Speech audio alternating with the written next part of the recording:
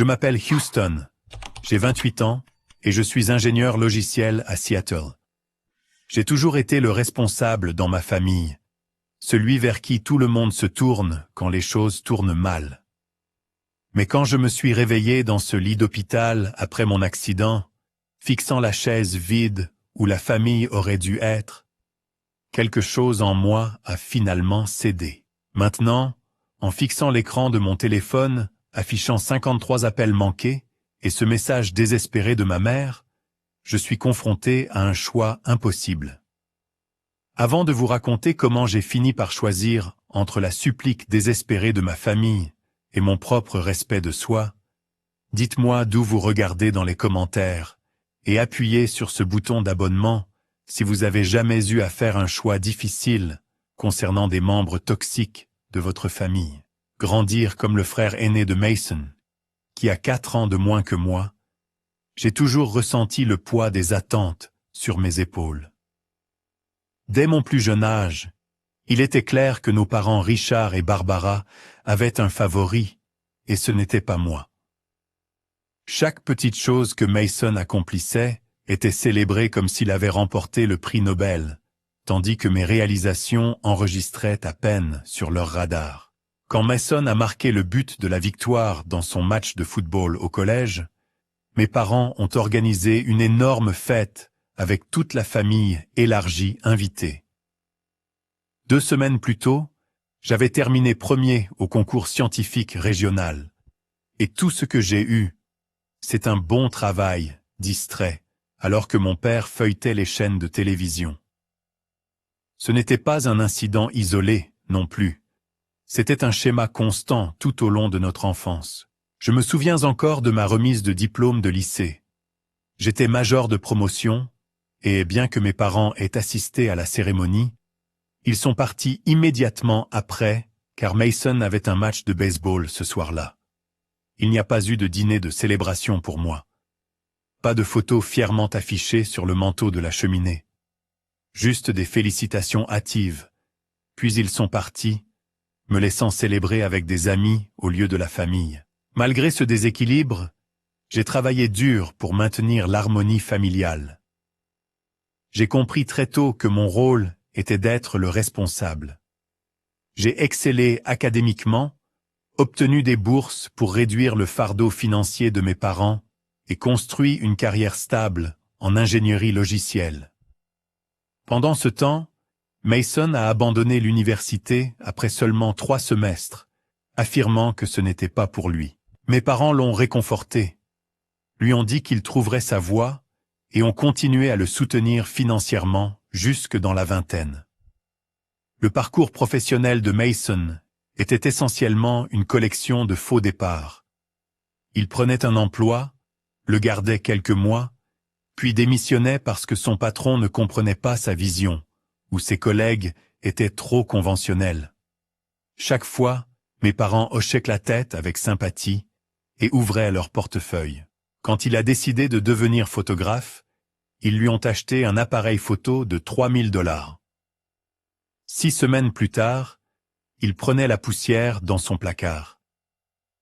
Quand il a voulu lancer une entreprise de camions de nourriture, ils ont aidé pour la compte. 3 mois plus tard, le camion était vendu à perte. À travers tout cela, j'ai essayé d'être le frère de soutien. J'offrais des conseils lorsqu'on me les demandait. J'aidais Mason à mettre à jour son CV. Je le mettais même en contact avec des contacts professionnels.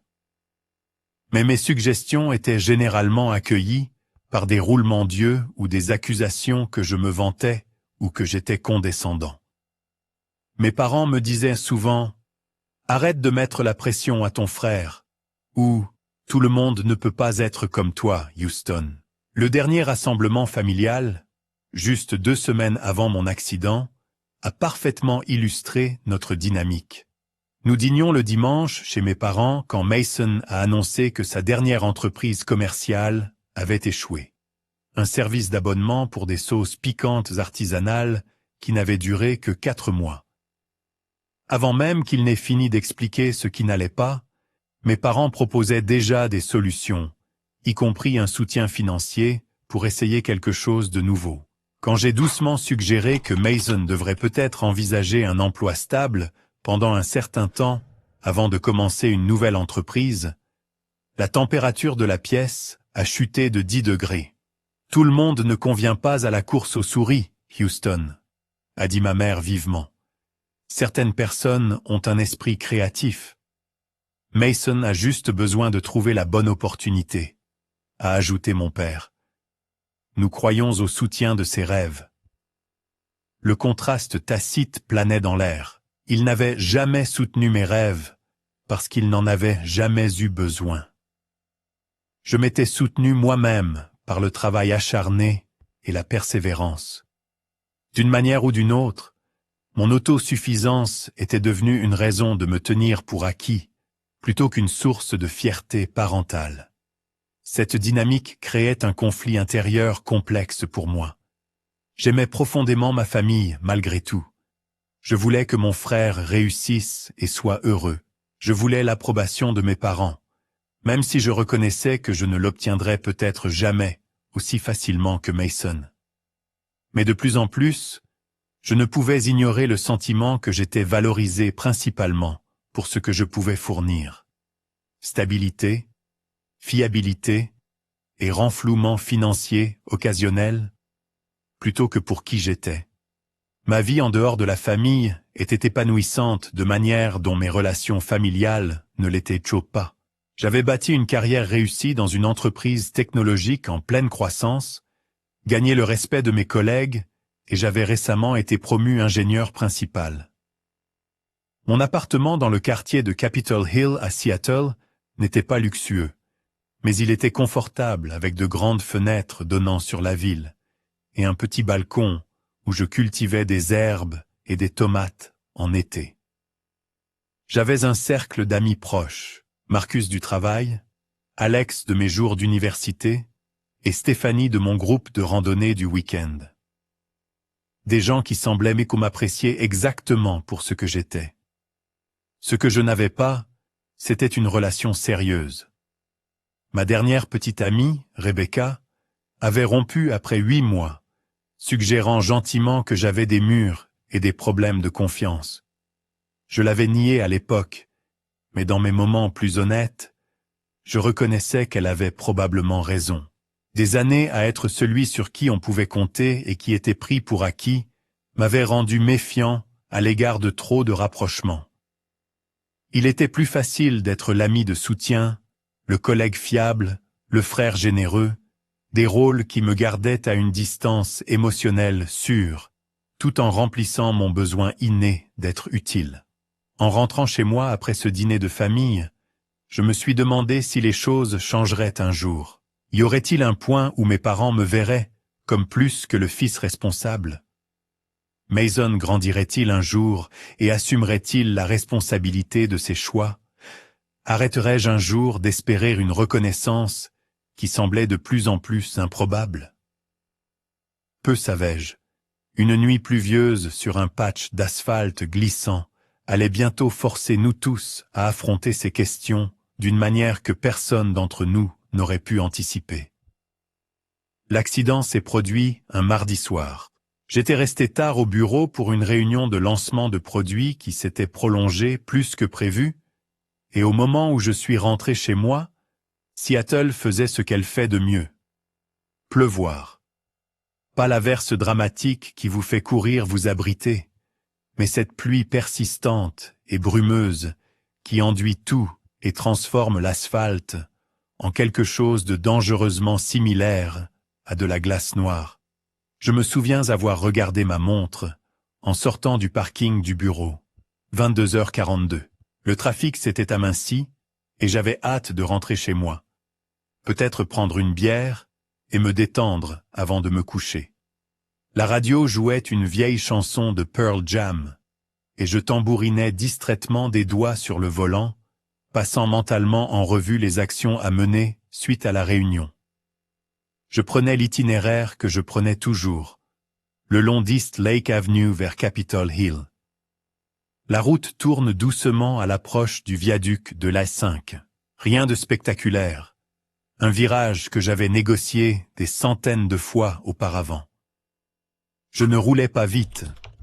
Au contraire, je conduisais plus prudemment que d'habitude à cause de la pluie. Plus tard, le rapport de police le confirmerait, notant que les conditions routières, et non l'erreur du conducteur, étaient maintenant le facteur principal. Un moment, tout était normal, et l'instant d'après, le chaos. Ma voiture a heurté une plaque glissante où de l'huile et de l'eau s'étaient mélangées. J'ai ressenti le premier dérapage, la sensation nauséeuse des roues perdant leur adhérence. J'ai fait ce que l'on est censé faire, tourner dans le sens du dérapage, ne pas freiner brusquement, mais cela n'a pas d'importance. La voiture a tourné une fois, deux fois, et puis j'ai vu des phares venir vers moi, d'une luminosité aveuglante. Il y a eu le horrible bruit de métal qui s'écrase contre du métal, le choc violent lors du déploiement des airbags, l'odeur âcre des produits chimiques brûlés et le goût du sang dans ma bouche. Le temps semblait s'étirer et se contracter tout à la fois. Je me souviens avoir pensé avec une clarté étrange, c'est vraiment grave.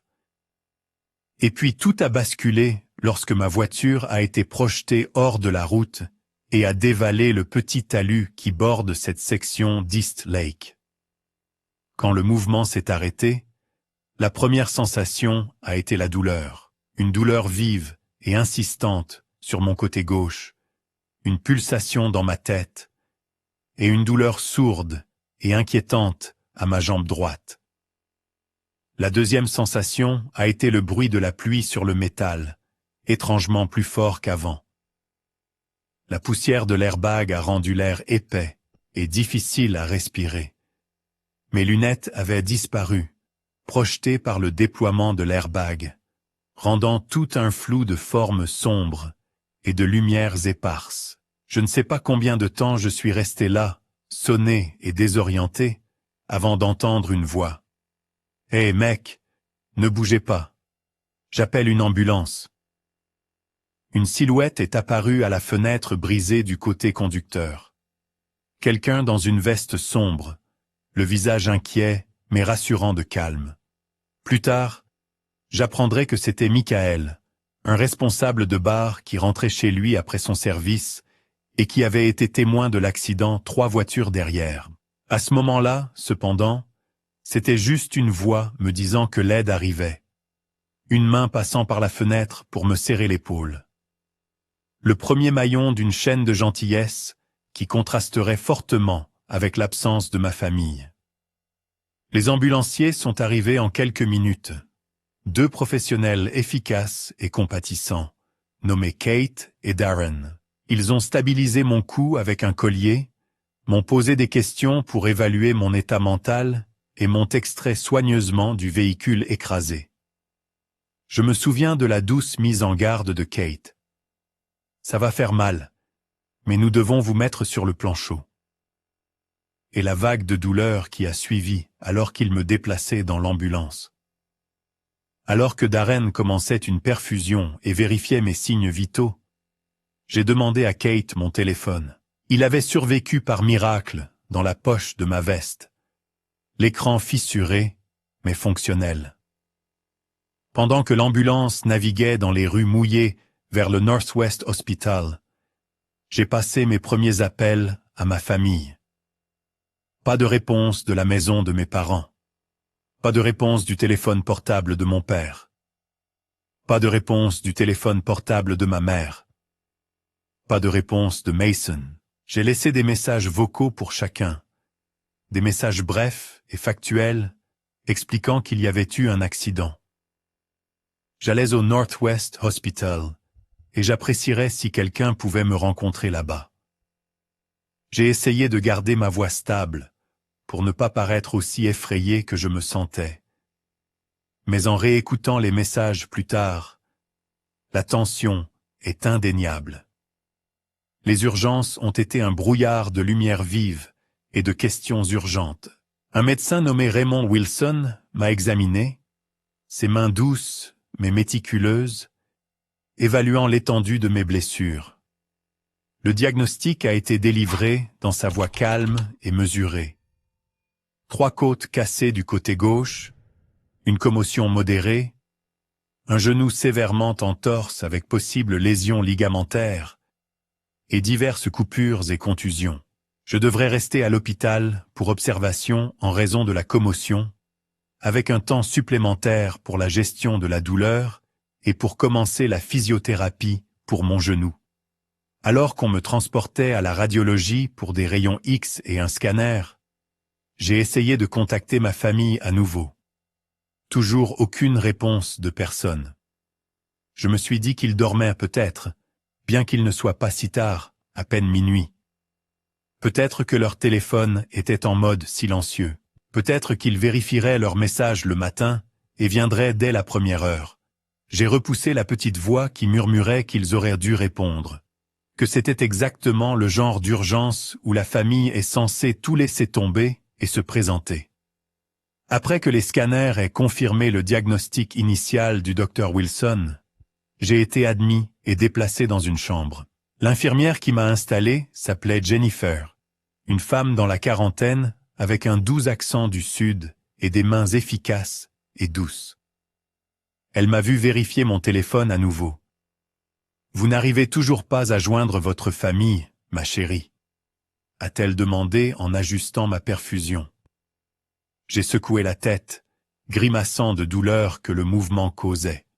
« Ils viendront probablement ce matin, » ai-je dit, essayant de me convaincre autant qu'elle. « Il est tard, et ils n'ont peut-être pas encore vérifié leur message. » L'expression de Jennifer portait une lueur de quelque chose. Du doute peut-être, ou de la sympathie, mais elle a juste hoché la tête et m'a tapoté le bras. « Eh bien, reposez-vous maintenant. Je passerai vous voir pendant la nuit, et le docteur Wilson a laissé de bonnes prescriptions de médicaments contre la douleur. Vous n'êtes pas seul. » Mais j'étais seul dans toutes les directions qui comptaient. Cette première nuit à l'hôpital a été l'une des plus longues de ma vie. Les médicaments contre la douleur aidaient au malaise physique, mais ne faisaient rien pour le chagrin croissant d'inquiétude et de douleur. Pourquoi personne ne répondait-il? Quelque chose leur était-il arrivé aussi? Ou simplement, ils ne se souciaient pas assez pour vérifier leur téléphone, même tard le soir? Je dérivais dans et hors d'un sommeil induit par les médicaments, chaque réveil apportant une nouvelle vague d'espoir que peut-être maintenant quelqu'un serait assis dans ce fauteuil visiteur. Mais le fauteuil est resté vide, et mon téléphone est resté silencieux. Le matin est arrivé avec la routine de l'hôpital, vérification des signes vitaux, médicaments, un petit déjeuner fade que j'ai à peine touché. Jennifer a été remplacée par un infirmier de jour nommé Thomas, qui m'a aidé à aller aux toilettes et à vérifier mes bandages. Vers 9 heures, j'ai essayé d'appeler tout le monde à nouveau. Toujours pas de réponse. J'ai envoyé des messages textes cette fois, pensant qu'ils seraient peut-être plus susceptibles de les remarquer. À midi, la douleur s'était cristallisée en quelque chose de plus dur et de plus froid. Ce n'était plus une question de dormir toute la nuit ou de manquer des messages. C'était une absence active et choisie. Personne dans ma famille ne s'était soucié de moi depuis 12 heures, malgré plusieurs appels et messages textes indiquant explicitement que j'étais à l'hôpital après un accident de voiture. La vérité était indéniable. Assis là, dans cette chambre stérile, avec rien d'autre que le bip intermittent des moniteurs pour compagnie. Il ne se souciait tout simplement pas assez pour se présenter. Le deuxième jour à l'hôpital s'est déroulé selon un rythme. Infirmière vérifiant les signes vitaux. Dr Wilson s'arrêtant pour évaluer mon état. Des physiothérapeutes venant discuter du programme de réadaptation pour mon genou. La douleur dans mes côtes rendait chaque respiration un effort conscient. Et la commotion me laissait avec un mal de tête persistant et une sensibilité à la lumière. Mais les médecins semblaient satisfaits de mes progrès. Le scanner ne montre aucun saignement ni gonflement dans le cerveau, a expliqué le docteur Wilson en feuilletant mon dossier. Mais avec les commotions, nous devons être prudents. Nous vous garderons encore un jour ou deux pour observation. J'ai hoché la tête, essayant de me concentrer sur ces paroles, à travers le brouillard de douleurs, de médicaments et d'engourdissements émotionnels qui s'étaient installés sur moi. Je n'avais toujours pas eu de nouvelles de ma famille, et j'avais arrêté d'essayer de les appeler. Le silence répété était devenu trop décourageant. Vers 14 heures, la porte de ma chambre s'est ouverte, et j'ai levé les yeux, m'attendant à une autre infirmière. Au lieu de cela, j'ai vu Marcus, mon ami le plus proche du travail, portant mon sac d'ordinateur portable et une petite sacoche de sport. « Jésus Houston », a-t-il dit, en examinant mon visage meurtri et les divers tubes et moniteurs. « Tu as l'air d'un enfer, mec. » Malgré tout, j'ai souri. « Merci. C'est tout ce que chaque patient hospitalisé veut entendre. » Marcus a rapproché la chaise visiteur près du lit. « Rachel nous a dit ce qui s'est passé. Toute l'équipe s'inquiète pour toi. » Il a posé la sacoche sur le lit. « J'ai passé chez toi et j'ai pris quelques vêtements, des articles de toilette, ton chargeur. Je me suis dit que tu pourrais en avoir besoin. » La simple gentillesse m'a presque bouleversé. « Merci, ai-je réussi, ma voix plus rauque que je ne l'avais voulu. Il y a une chance que tu aies apporté mes lunettes aussi. La paire de rechange devrait être dans le tiroir de la salle de bain. »« Juste là, » a dit Marcus, en sortant mon étui à lunettes. « Et j'ai apporté ton ordinateur portable pour que tu ne subisses pas de manque de codage. » Alors que je mettais mes lunettes, le monde reprenait sa netteté. Marcus a regardé autour de la pièce vide, son expression devenant plus inquiète. « Où est ta famille ? Je pensais qu'ils seraient là. » La question a frappé comme un coup physique. J'ai détourné le regard, faisant semblant d'ajuster la couverture. Ils ne sont pas encore venus. Marcus fronça les sourcils. Ils ne sont pas encore venus. Ça fait presque 24 heures. Je sais, ai-je dit doucement. Je n'arrive pas à les joindre. Un éclair de colère a traversé le visage de Marcus, rapidement maîtrisé. Il en savait assez sur ma situation familiale pour comprendre ce qui se passait probablement. « Eh bien, je suis là maintenant, » a-t-il dit fermement. « Et l'équipe m'a demandé de te dire de prendre tout le temps nécessaire. Rachel a réaffecté tes projets temporairement. » Pendant que Marcus était là, j'ai décidé de consulter mes emails et mes réseaux sociaux. Quelque chose pour me concentrer sur autre chose que l'absence flagrante de ma famille. Marcus a installé mon ordinateur portable sur la table réglable et je me suis connecté à mes comptes. Je n'avais pas l'intention de regarder Instagram. C'était juste une habitude de parcourir mes sites habituels. Et là, je l'ai vu, publié il y a 14 heures. Une photo de mes parents et Mason au parc d'attractions Wild Waves. Tous les trois souriant largement, barbe à papa à la main, manifestement en train de passer un moment fantastique. L'horodatage montrait que la publication avait eu lieu hier soir, des heures après mes premiers appels de l'ambulance. Mais c'est la légende qui m'a fait tomber l'estomac et mes oreilles bourdonner. Enfin, un peu de paix sans lui. Meilleure journée, temps en famille. Pas de palabres. La publication avait des dizaines de likes, y compris de plusieurs membres de la famille élargie et d'amis de la famille. Il y avait des commentaires aussi.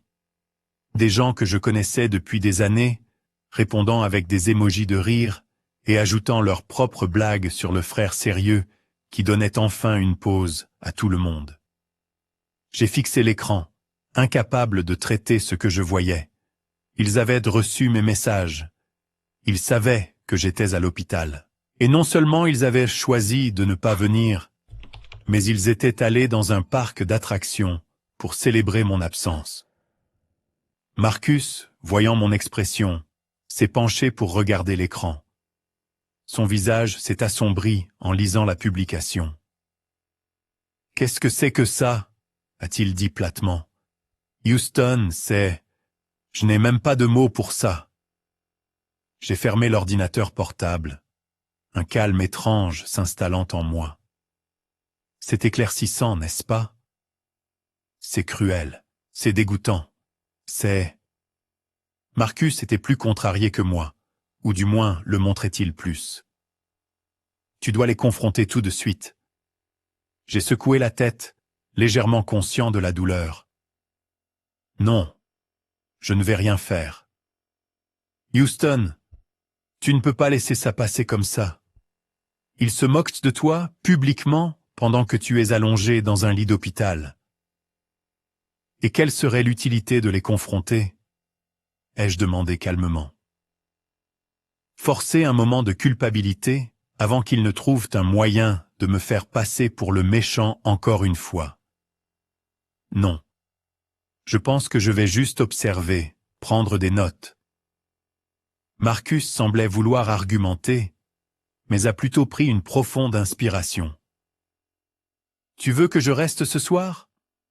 Je peux dormir sur la chaise. »« Non, rentre chez toi. Je vais bien. » Voyant son regard sceptique, j'ai ajouté « Vraiment? J'ai beaucoup à réfléchir et j'ai besoin de temps calme. » Après lui avoir arraché la promesse d'appeler si j'avais besoin de quelque chose, Marcus est parti à contre-cœur. Au moment où la porte s'est fermée derrière lui, le calme que j'avais maintenu s'est fracturé. Pour la première fois depuis mon enfance, j'ai pleuré. Pas des larmes silencieuses, mais des sanglots déchirants qui envoyaient de nouvelles vagues de douleur à travers mes côtes cassées. J'ai pleuré pour le petit garçon qui n'avait jamais été suffisant, pour le jeune homme qui avait tellement essayé de gagner un amour qui aurait dû être donné librement, pour l'adulte qui avait enfin vu la vérité dans toute sa clarté indéniable. C'est ainsi que l'infirmière Jennifer m'a trouvé, le visage enfoui dans mes mains, les épaules tremblantes. Sans un mot, elle s'est assise sur le bord du lit et a posé une main douce sur mon bras, attendant que la tempête passe. « Tu veux en parler ?» a-t-elle demandé quand j'ai finalement levé les yeux. Je lui ai montré le post Instagram. Son expression est passée de la compassion à l'indignation en le lisant. « Oh, mon chéri !» a-t-elle dit doucement. « La famille peut être ceux qui nous blessent le plus profondément, n'est-ce pas ?» J'ai hoché la tête, sans mots. « Qu'est-ce que vous allez faire ?»« Rien, ai-je dit. » Ma décision s'est cristallisée au fur et à mesure que je parlais. Je vais me concentrer sur ma guérison.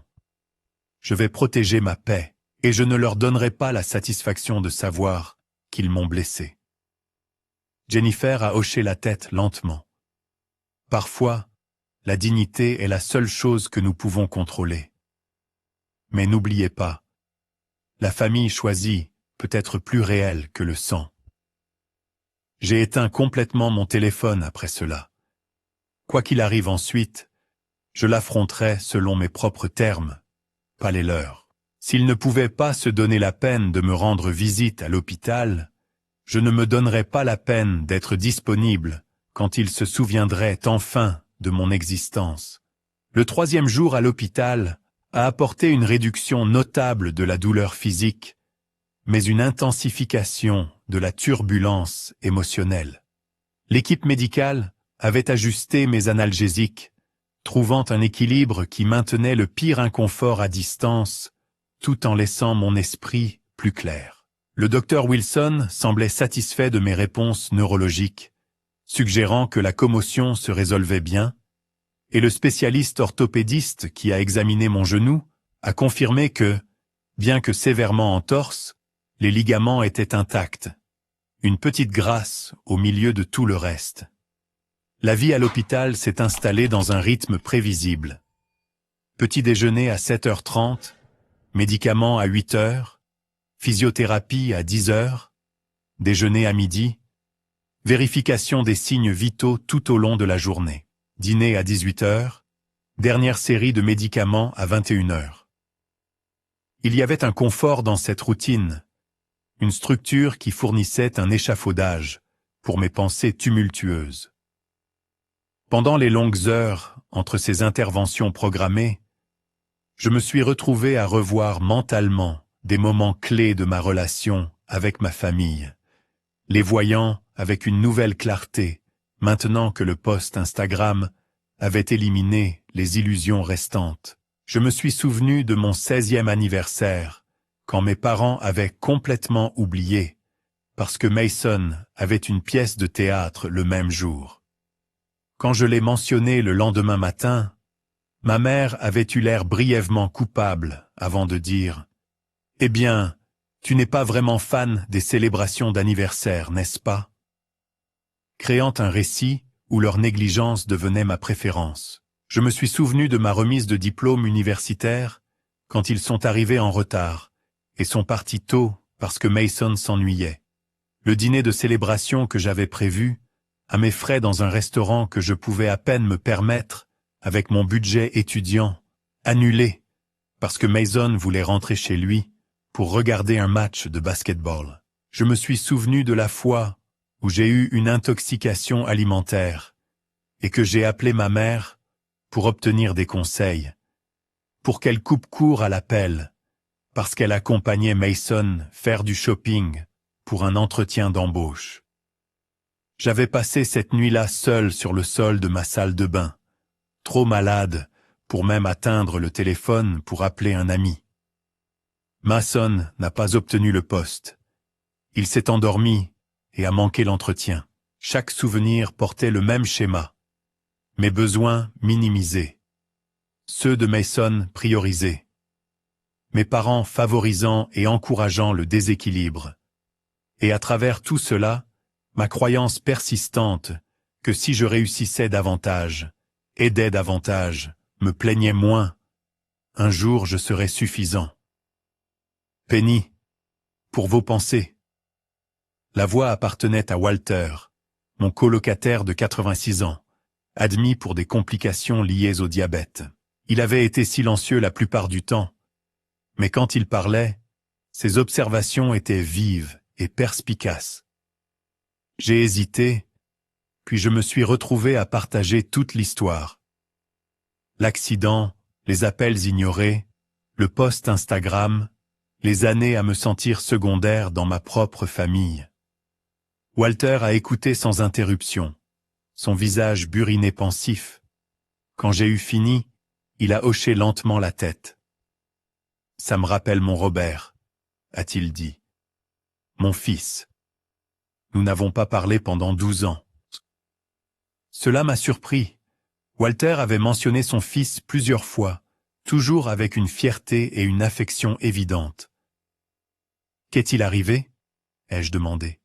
« J'étais comme vos parents, » a dit Walter sans détour. « J'ai eu 2 fils. Robert était le responsable, comme vous. Michael était le charmeur, toujours en difficulté, toujours en besoin de renflouement. Je favorisais Michael, pas consciemment, je veux dire, mais en y repensant. C'est limpide, comme de l'eau de roche. Robert a tellement essayé, et je l'ai pris pour acquis. » Walter s'est déplacé dans son lit, grimaçant légèrement.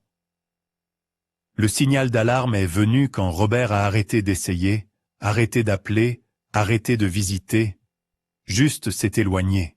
Et vous savez quoi?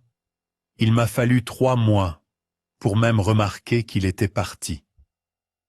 Le parallèle avec ma situation n'a pas échappé. Comment vous êtes-vous réconciliés? Ce n'était pas facile, a admis Walter. D'abord, j'ai dû reconnaître ce que j'avais fait.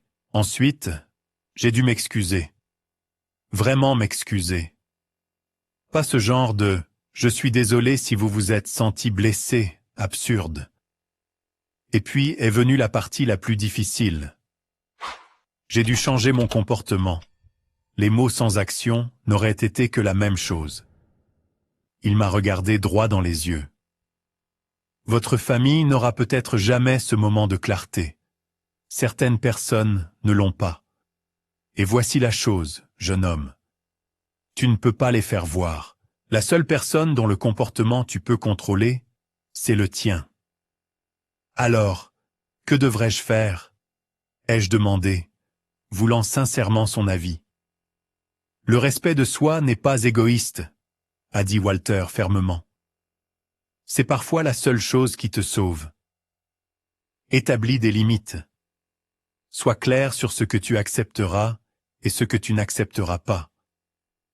Sois prêt à ce qu'il résiste, à ce qu'il t'appelle difficile, égoïste ou ingrat, et sache que se choisir soi-même ne signifie pas que tu ne les aimes pas. Cela signifie que tu t'aimes enfin assez, toi aussi. Ces paroles ont résonné profondément, articulant la décision qui se formait dans mon esprit depuis la vision de ce post Instagram. Je ne me contorsionnerai plus pour gagner une approbation qui aurait dû être donnée librement. Je ne permettrai plus d'être valorisé seulement pour ce que je pouvais fournir, plutôt que pour qui j'étais. J'aimerais ma famille, mais à une distance qui protégerait mon nouveau respect de moi-même. L'après-midi a apporté plus de physiothérapie, se concentrant sur des mouvements doux pour maintenir la mobilité de mon genou blessé sans forcer les tissus en cours de guérison. Le thérapeute, David, était patient et encourageant, expliquant chaque exercice et son objectif. Quand j'ai mentionné que je pourrais rentrer chez moi le lendemain, il a fourni des instructions détaillées pour continuer la thérapie à domicile. La clé est la cohérence, a-t-il expliqué. Des mouvements petits et réguliers vous aideront à guérir plus rapidement que des sessions sporadiques et intenses. Il m'a frappé que ces conseils s'appliquaient également à la guérison émotionnelle. De petits actes constants de soins personnels et de maintien des limites seraient finalement plus efficaces que des confrontations dramatiques ou des gestes grandioses. En soirée, le docteur Wilson a confirmé que je pouvais sortir le lendemain matin, à condition que quelqu'un me conduise à la maison et reste avec moi pendant au moins les premières 24 heures. Je l'ai assuré que Marcus s'était déjà porté volontaire, ce qui était vrai. Il avait envoyé un SMS à l'accueil des infirmières depuis que mon téléphone restait éteint. Ma dernière nuit à l'hôpital a été consacrée à une contemplation tranquille. La décision de ne pas contacter ma famille semblait à la fois libératrice et terrifiante.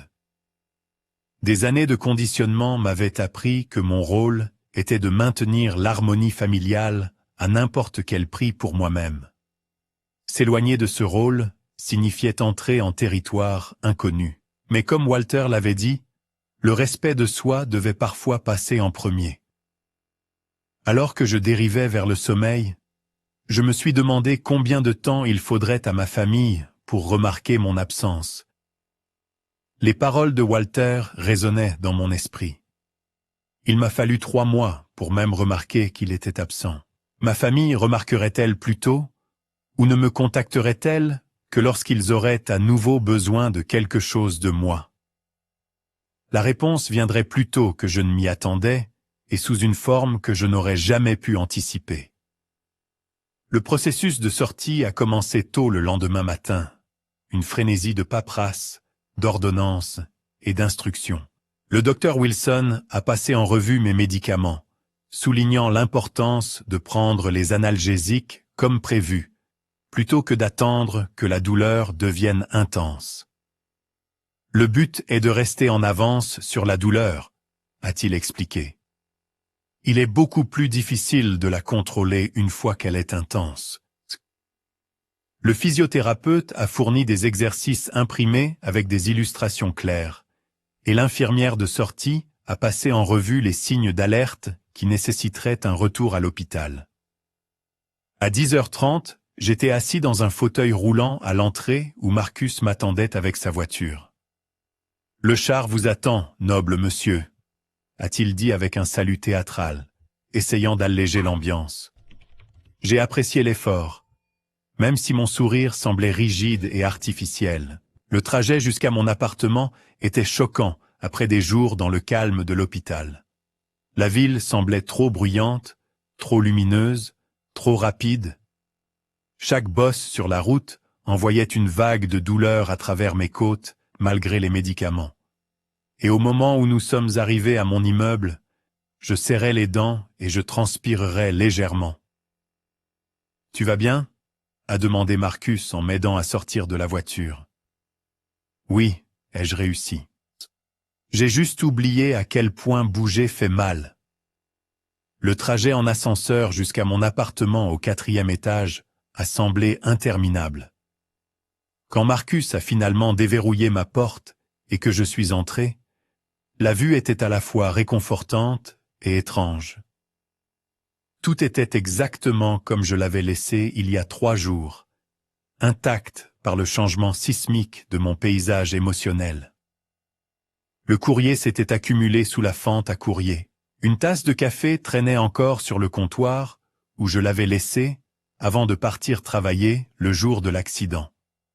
La plante sur le rebord de la fenêtre s'affaissait légèrement, ayant besoin d'eau. Marcus m'a aidé à m'installer sur le canapé, arrangeant des coussins pour soutenir mon genou blessé et minimiser la pression sur mes côtes. Il s'est ensuite déplacé efficacement dans l'appartement, arrosant les plantes, collectant le courrier, organisant mes médicaments sur le comptoir de la cuisine, rangeant les vêtements et les articles de toilette qu'il avait apportés à l'hôpital. « J'ai fait les courses hier », a-t-il dit, l'ouvrant pour me montrer. « Rien d'extraordinaire, mais assez pour que tu n'aies pas à cuisiner pendant quelques jours. Et j'ai configuré un compte de livraison de nourriture. Utilise juste l'application quand tu as besoin de quelque chose. » Le contraste entre ces soins attentionnés et l'absence de ma famille était si frappant. C'était presque physique. « Marcus, je ne sais pas comment te remercier. » Il a agité la main. « Ne m'en parle pas. Tu ferais la même chose pour moi. » Il a vérifié sa montre. « J'ai pris la journée de congé pour te mettre en place, mais je devrais sortir chercher tes ordonnances. Tu vas bien pendant 20 minutes ?» Après lui avoir assuré que j'irais bien, je me suis retrouvé seul dans mon appartement pour la première fois depuis l'accident. Le silence était profond après le bruit de fond constant de l'hôpital. J'ai appuyé ma tête contre le canapé et j'ai fermé les yeux, me permettant de ressentir pleinement le mélange de soulagement d'être à la maison et d'appréhension quant à la gestion de ma guérison largement seule. Quand Marcus est revenu avec mes médicaments, il m'a aidé à prendre les premières doses, puis a mis des alarmes sur mon téléphone pour les prochaines séries. « Vous devrez respecter le calendrier avec ceci », m'a-t-il rappelé, faisant écho au docteur Wilson, surtout pour les premiers jours.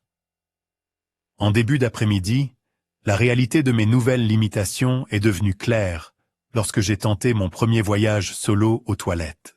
Chaque mouvement nécessitait de la planification et provoquait de la douleur. Le simple fait de se lever du canapé était une négociation entre diverses parties blessées de mon corps. La courte marche dans le couloir me laissait essoufflé et tremblant. La salle de bain elle-même présentait des défis inattendus. Comment s'abaisser aux toilettes sans mettre de poids sur mon mauvais genou? Comment se laver les mains tout en se balançant sur une jambe? Mais c'est la douche qui est devenue le symbole de ma nouvelle réalité. Marcus avait aidé à installer une chaise de douche et avait installé un accessoire de pommeau de douche à main avant de partir pour la soirée, promettant de revenir le matin. Debout sous l'eau chaude, manœuvrant maladroitement pour garder mes bandages au sec, j'ai été frappé par la profonde vulnérabilité de ma situation et la force inattendue que je trouvais en elle. Cette douche, ce petit acte de soin personnel accompli à travers la douleur et la difficulté, représentait une nouvelle forme d'indépendance. Pas l'indépendance basée sur les capacités dont j'avais toujours été fier, mais quelque chose de plus profond. Une indépendance émotionnelle née de la reconnaissance que je pouvais faire face à l'adversité sans ma famille et survivre quand même. Trouver encore des moments de paix et même de petites victoires. Au cours des jours suivants, une rotation d'amis est intervenue pour aider. Alex a apporté des repas faits maison, portionnés dans des contenants qui pouvaient être facilement réchauffés. Stéphanie a fait des courses, ramassant des provisions et une genouillère plus confortable que celle fournie par l'hôpital.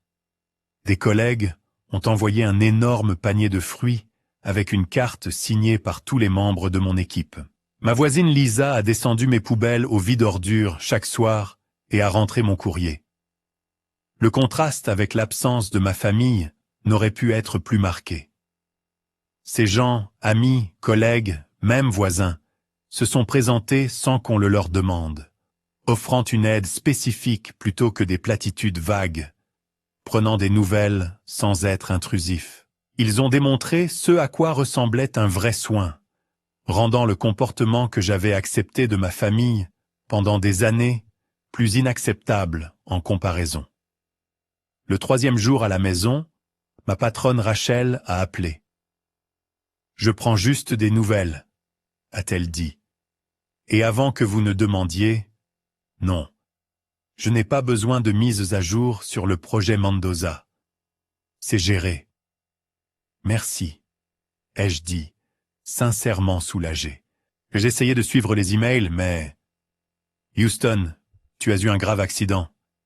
Ton travail en ce moment est de guérir, pas de surveiller ta boîte de réception. Nous nous débrouillerons. C'est à ça que servent les équipes. » Ces mots m'ont profondément touché. C'est ce à quoi servent les équipes. Ma famille n'a jamais fonctionné en équipe, du moins pas une qui m'incluait comme membre égal. J'avais toujours été du personnel de soutien, censé aider, mais pas m'attendre à être aidé en retour. C'est Rachel qui a finalement posé la question. Les autres avaient été trop polis pour la formuler directement. « Houston, où est ta famille dans tout ça? Ne devrait-il pas t'aider ?» La question posée avec une inquiétude sincère plutôt qu'avec jugement a traversé la neutralité prudente que j'avais maintenue sur le sujet. Je me suis retrouvé à lui raconter les appels ignorés, le post Instagram, les années de déséquilibre. « J'ai éteint mon téléphone », ai-je conclu. J'ai besoin d'espace pour traiter tout ça sans que leur voix dans ma tête me dise que je réagis de manière excessive ou que je suis égoïste. Ce n'est pas égoïste, c'est de l'autopréservation, a dit Rachel fermement. Et pour ce que ça vaut, je pense que c'est depuis longtemps attendu. À la fin de la semaine, j'avais établi une nouvelle routine. Médicaments, exercices, période de repos, courtes promenades autour de l'appartement pour maintenir la mobilité. Je bougeais un peu mieux chaque jour, bien que la douleur dans mes côtes restait vive avec certains mouvements, et mon genou ne pouvait toujours pas supporter tout le poids. C'est exactement une semaine après ma sortie de l'hôpital que j'ai finalement décidé de rallumer mon téléphone. La décision n'a pas été prise à la légère. J'avais appris à apprécier le silence que j'avais créé, libre des attentes et des exigences de ma famille. Mais l'isolement complet n'était pas durable à long terme, et je devais au moins vérifier les messages des amis et de mon équipe médicale. Je n'étais pas préparé à ce que j'ai trouvé quand l'écran s'est finalement allumé. La routine matinale était devenue presque mécanique. Médicaments avec un petit déjeuner, exercices d'étirement doux, une marche prudente autour de l'appartement pour détendre les muscles raides. Je bougeais plus facilement maintenant, bien que les bleus sur mon visage et mon torse aient évolué en un spectre spectaculaire de jaunes et de violets, et mes côtes protestaient vivement si je bougeais trop vite ou si je respirais trop profondément. Assis à ma table de cuisine avec une tasse de café, je tenais mon téléphone à la main, mon pouce planant au-dessus du bouton d'alimentation. Une semaine de silence numérique avait été étonnamment paisible. Pas d'email exigeant des réponses, pas de mises à jour sur les réseaux sociaux, déclenchant des comparaisons, pas de messages familiaux nécessitant un travail émotionnel pour y répondre. Mais il était temps de renouer, au moins partiellement. Le téléphone a mis plusieurs minutes à s'allumer, puis les notifications ont commencé. Un flux constant au début, puis un torrent. Email, messages textes, messages vocaux, appels manqués. La plupart provenaient d'amis et de collègues qui prenaient des nouvelles, des rendez-vous médicaux de suivi, des communications de routine que je devrais trier plus tard. Mais ce qui a fait bondir mon rythme cardiaque et trembler mes mains, c'est le nombre d'appels manqués de ma famille. 53 au total, 22 de ma mère, 18 de mon père, 13 de divers membres de la famille élargie, tantes, oncles, cousins, tous dans les dernières 24 heures. Les messages vocaux ont commencé assez poliment. « Houston, c'est maman. Rappelle-moi quand tu pourras. »« Houston, c'est papa. J'ai besoin de te parler de quelque chose. Rappelle. » Mais ils ont rapidement augmenté en urgence. « Houston, où es-tu? C'est important. Appelle immédiatement. »« Houston, pour l'amour de Dieu, décroche ton téléphone. C'est une urgence. » Les messages textes suivaient le même schéma, commençant par des messages de routine, avant de dégénérer en messages tout en majuscules, des exigences et des accusations d'égoïsme pour ne pas répondre. Le dernier message envoyé il y a seulement 3 heures venait de ma mère. « Ton frère a des ennuis. Nous avons besoin de toi maintenant. » Je me suis assis là à fixer l'écran, un poids froid s'installant dans mon estomac. C'était exactement ce que Walter m'avait prévenu. Ils n'avaient pas remarqué mon absence, jusqu'à ce qu'ils aient besoin de quelque chose de moi. Pas une seule fois, dans aucun des messages, il n'y avait eu mention de mon accident, de mon séjour à l'hôpital, ou d'inquiétude pour mon bien-être. Juste des demandes croissantes pour mon aide face à la crise que Mason avait créée maintenant. Mon esprit est immédiatement allé aux crises passées de Mason que j'avais été appelé à résoudre. La fois où il avait maximisé 3 cartes de crédit et avait besoin que je co-signe un prêt de consolidation de dette. La fois où il avait été viré pour absentéisme chronique et avait besoin que je le mette en contact avec quelqu'un de mon réseau professionnel. La fois où il avait crashé la voiture de mes parents après avoir bu et avait besoin que j'aide à convaincre la compagnie d'assurance qu'elle avait été volée. Chaque fois, j'étais intervenu, chaque fois, j'avais résolu les choses, chaque fois, mon complaisance avait permis à Mason d'éviter les conséquences et à mes parents d'éviter de reconnaître leur rôle dans la création d'un fils qui ne pouvait pas fonctionner comme un adulte indépendant. D'après le ton frénétique des messages et quelques références spécifiques dans les textes, j'ai reconstitué ce qui s'était passé. Mason avait été arrêté pour conduite en état d'ivresse et dommages matériels. Il avait apparemment percuté une vitrine après une nuit de beuverie. Personne n'avait été blessé heureusement, mais il faisait face à des accusations sérieuses. Mes parents voulaient que je paie sa caution et le dépôt pour un bon avocat. Ils espéraient aussi que je parle à des gens au tribunal, croyant apparemment que mes liens professionnels s'étendaient au système judiciaire pénal. Alors que j'étais assis à ma table de cuisine, toujours bandé et meurtri, l'absurdité de la situation m'a frappé de plein fouet. Pendant 1 semaine, alors que je luttais avec les soins personnels de base après un grave accident, il ne m'avait pas contacté une seule fois. Maintenant, parce que Mason avait besoin d'argent et de connexion, ils submergeaient mon téléphone, comme si leur vie dépendait de ma réponse immédiate. La pression familière commençait à s'accumuler dans ma poitrine. Le poids de la responsabilité, le besoin inné de secourir, de réparer, d'apaiser les choses. Ma respiration s'accélérait, envoyant des douleurs vives à travers mes côtes blessées.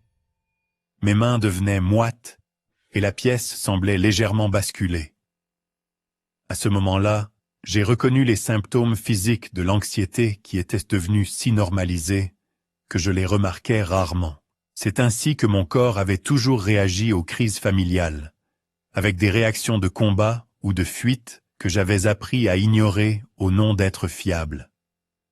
Mon téléphone a sonné, me surprenant. Pas ma famille cette fois, mais Marcus qui prenait des nouvelles. « Hé, comment va l'invalide aujourd'hui » a-t-il demandé joyeusement. « Je viens de rallumer mon téléphone, » ai-je dit, ma voix sonnant distante, même à mes propres oreilles. Il y a eu une pause et 53 appels manqués de ma famille ces dernières 24 heures. Mason a été arrêté pour DUI et dommages matériels. Ils veulent que je paie sa caution et son avocat. Marcus est resté silencieux un moment. Quand il a parlé, sa voix était prudente, mais ferme. « Et qu'est-ce que tu vas faire ?»« Je ne sais pas, » ai-je admis. Une partie de moi veut se précipiter et tout réparer comme je le fais toujours. Faire disparaître tout ça pour que tout le monde puisse prétendre que tout va bien. Et l'autre partie se souvient de ce post Instagram, ai-je dit doucement. Se souvient d'être allongé dans ce lit d'hôpital pendant 3 jours, pendant qu'ils allaient dans un parc d'attractions. Se souvient qu'ils n'ont appelé que lorsqu'ils avaient besoin de quelque chose de moi. La réponse de Marcus fut immédiate et sans équivoque. Ils t'ont montré qui ils sont, Houston. Crois-les. La simplicité de cette déclaration a traversé le brouillard d'obligations et d'habitudes. Ma famille m'avait montré à plusieurs reprises et de manière constante exactement qui elle était et ce qu'elle valorisait. Le post Instagram n'était pas une anomalie. C'était juste l'expression la plus flagrante d'une dynamique qui existait depuis des années. « Tu as raison », ai-je dit, une nouvelle résolution renforçant ma voix. Je dois arrêter de faire semblant qu'ils seront un jour la famille que je veux qu'ils soient. Alors, que maintenant ? A demandé Marcus. Maintenant, ai-je dit, je dois trouver comment répondre d'une manière qui préserve mon respect de moi-même, mais qui ne ferme pas complètement la porte, car malgré tout, ils sont toujours ma famille, et je les aime. Après notre conversation, je me suis assis avec mes pensées pendant un long moment, considérant mes options. Le silence complet serait le plus facile émotionnellement, mais entraînerait probablement des tentatives croissantes pour me contacter, y compris potentiellement quelqu'un qui se présenterait à mon appartement. Quelque chose à quoi je n'étais pas physiquement ou émotionnellement préparé dans mon état actuel. Une réponse cinglante dénonçant leur hypocrisie serait momentanément satisfaisante, mais fermerait la porte à toute relation future. Ce dont j'avais besoin, c'était une réponse qui établirait des limites claires, tout en laissant de la place à un changement potentiel. Non pas parce que je m'y attendais, mais parce que je voulais rester fidèle à mes propres valeurs, indépendamment de leur comportement. La décision s'est installée en moi avec une clarté surprenante. Pour la première fois de ma vie, je répondrai à une crise familiale en me plaçant d'abord, pas par dépit ou par vengeance, mais par le respect de soi que Walter avait si sagement identifié comme essentiel à la survie. Après mûre réflexion, j'ai composé un message texte pour ma mère. Je suis au courant de la situation de Mason. Je suis désolé qu'il ait des ennuis, mais je ne fournirai pas d'argent pour la caution ni de frais d'avocat. Je viens de sortir de l'hôpital après un grave accident de voiture, celui dont je vous ai parlé à plusieurs reprises, la semaine dernière, pendant que vous étiez tous à Wild Waves. Je suis encore en convalescence et je ne suis pas en mesure d'aider financièrement ou autrement pour le moment. J'espère que Mason recevra le soutien dont il a besoin pour faire de meilleurs choix à l'avenir. Je l'ai lu 3 fois avant d'appuyer sur envoyer, en m'assurant qu'il était clair, mais pas cruel. Ferme, mais pas vindicatif. La réponse fut immédiate. Mon téléphone a sonné quelques secondes après la réception du message. Le nom de mon père est apparu à l'écran. Pendant un instant, j'ai envisagé de ne pas répondre, mais cela ne ferait que retarder la conversation inévitable. Et je voulais en finir. J'ai pris une profonde inspiration, grimaçant de douleur à mes côtes, et j'ai accepté l'appel. Houston, quel genre de message est-ce? La voix de mon père était tendue de colère. Ton frère a de sérieux ennuis. Je sais, papa, j'ai lu les messages. Alors tu sais que nous devons le faire sortir aujourd'hui. La caution est de plein $15 000 et nous avons besoin d'au moins $5 000 pour un bon avocat. Je ne payerai pas ça, ai-je dit, ma voix plus calme que je ne m'y attendais. Mason a créé cette situation avec ses choix. Il doit en assumer les conséquences. Il y eut un moment de silence stupéfait avant que mon père n'explose. Comment peux-tu être si égoïste? C'est ton frère. La famille aide la famille. Où était cette aide familiale quand j'étais à l'hôpital pendant 3 jours après mon accident de voiture? Ai-je demandé calmement. Encore une pause. De quoi parles-tu? La semaine dernière, mardi soir, j'ai eu un grave accident. Côte cassée, commotion, blessure au genou. Je vous ai tous appelés depuis l'ambulance, j'ai laissé des messages, j'ai envoyé des SMS, personne n'a répondu. Personne n'a rendu visite. Personne n'a même appelé pour voir si j'étais en vie. Nous n'avons reçu aucun message, a dit mon père, mais sa voix manquait de conviction. Papa, j'ai vu le post Instagram. Enfin, un peu de paix sans lui. Meilleure journée. Publié pendant que j'étais allongé dans un lit d'hôpital, en attendant que l'un de vous se présente. C'était Mason qui ne pensait pas. A-t-il changé de tactique? Tu sais comment il est.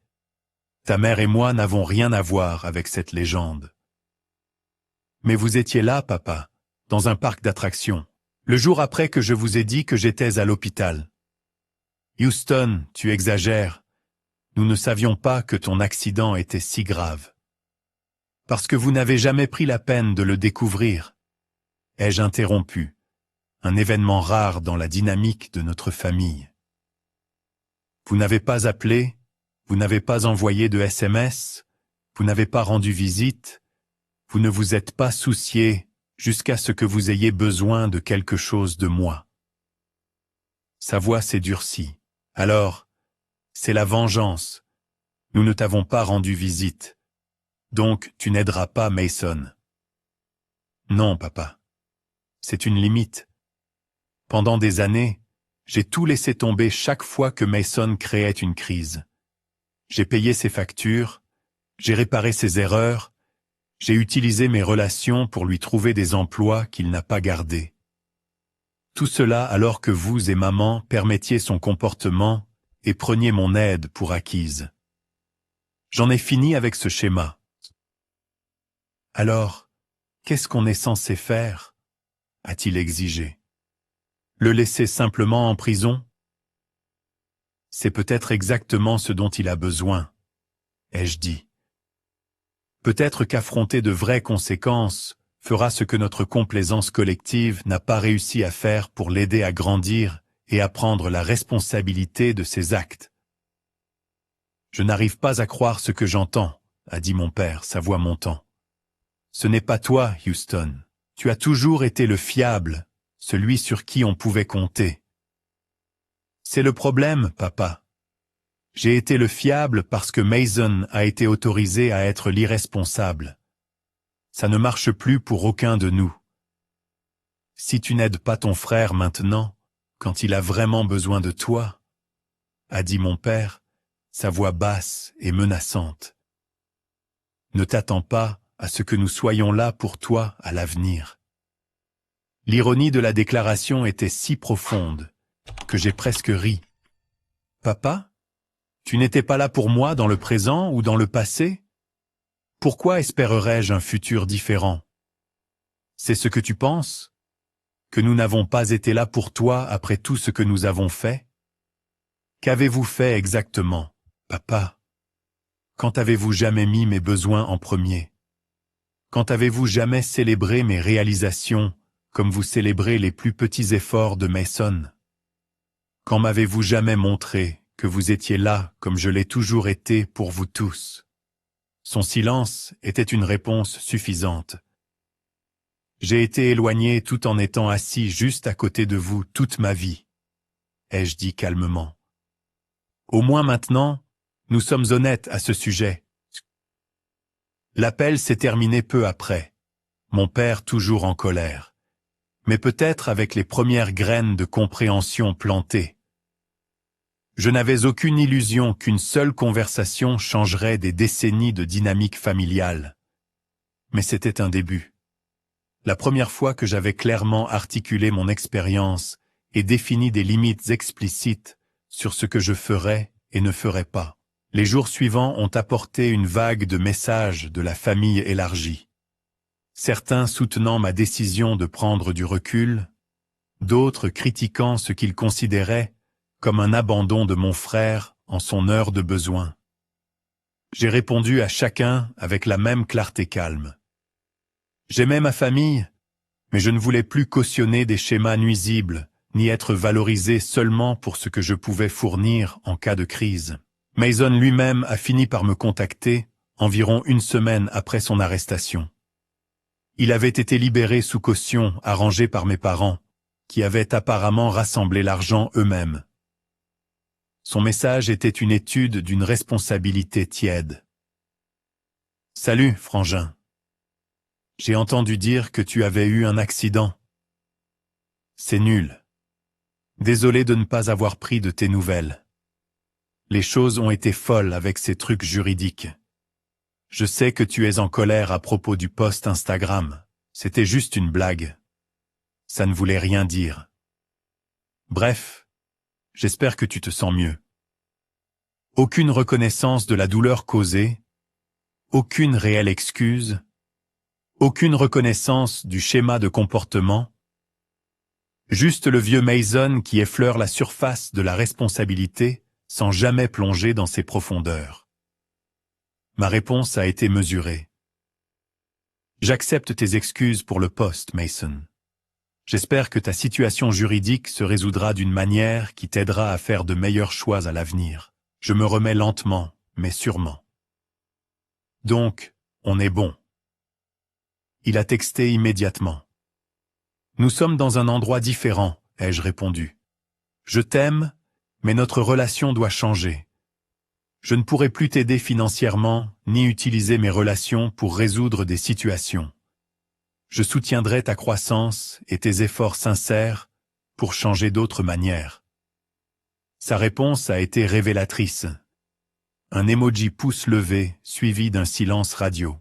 Sans la perspective d'une aide pratique, Mason n'avait que peu d'intérêt à maintenir la communication. Ça faisait mal, mais ça confirmait aussi la sagesse de mes nouvelles limites. 3 mois sont passés. Ma guérison physique a bien progressé. Côte guérie, commotion cérébrale complètement résolue, genou en amélioration avec une physiothérapie constante. La guérison émotionnelle était plus complexe, mais tout aussi progressive. Des séances hebdomadaires avec un thérapeute m'ont aidé à dénouer le nœud des dynamiques familiales et à établir des schémas de pensée plus sains concernant ma valeur et mes relations. Un groupe de soutien pour les enfants adultes de parents émotionnellement immatures m'a apporté perspective et communauté.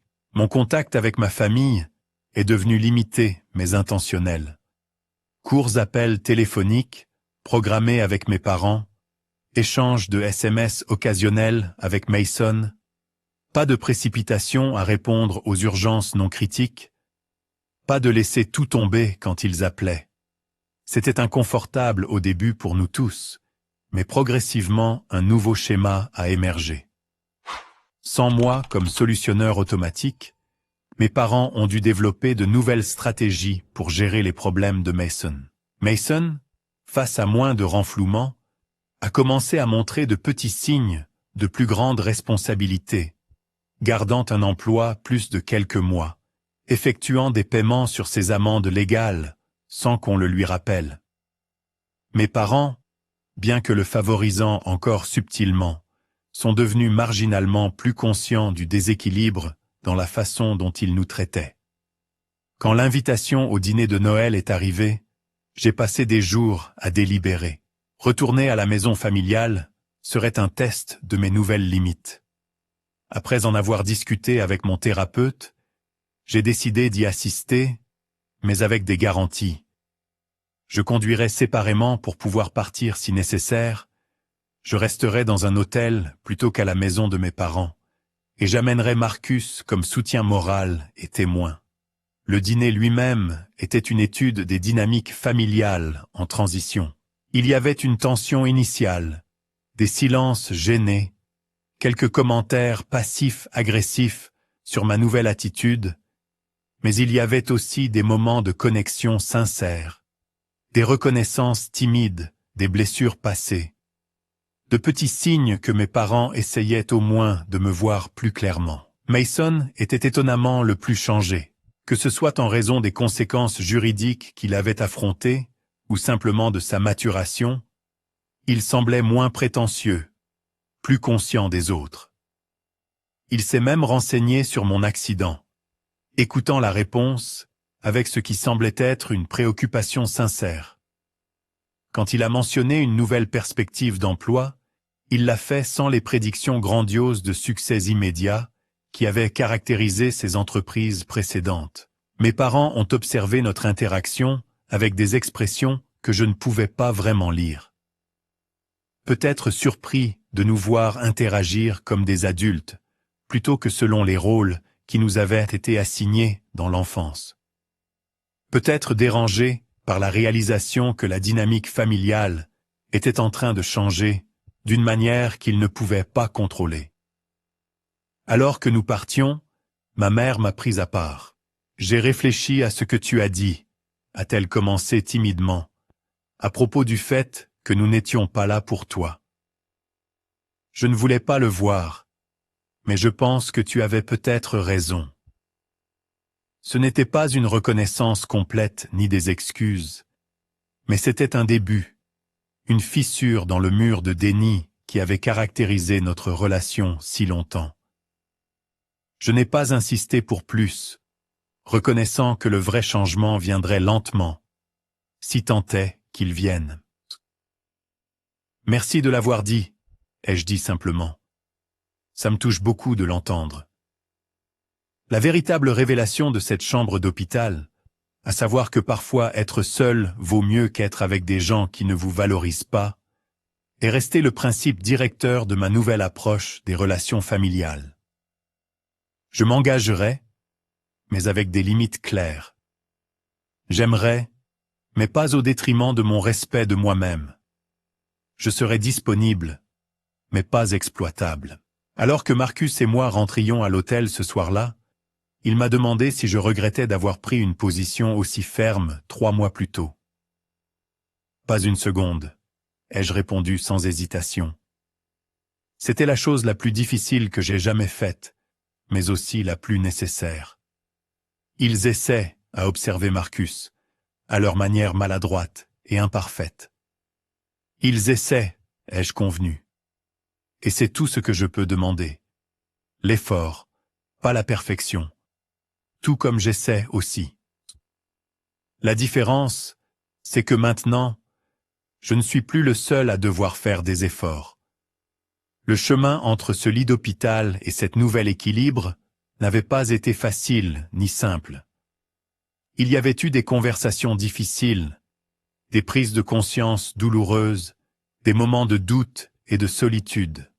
Mais il y avait aussi eu de la croissance, de l'authenticité et une nouvelle relation avec moi-même et ma famille, Une relation basée sur la réalité plutôt que sur des rôles, sur le respect mutuel plutôt que sur une obligation unilatérale. Alors que je repense maintenant à ces 53 appels manqués et à ce message désespéré de ma mère, je réalise que parfois, la réponse la plus puissante n'est pas de répondre à l'appel, mais de demander pourquoi ils n'ont jamais appelé quand vous en aviez le plus besoin.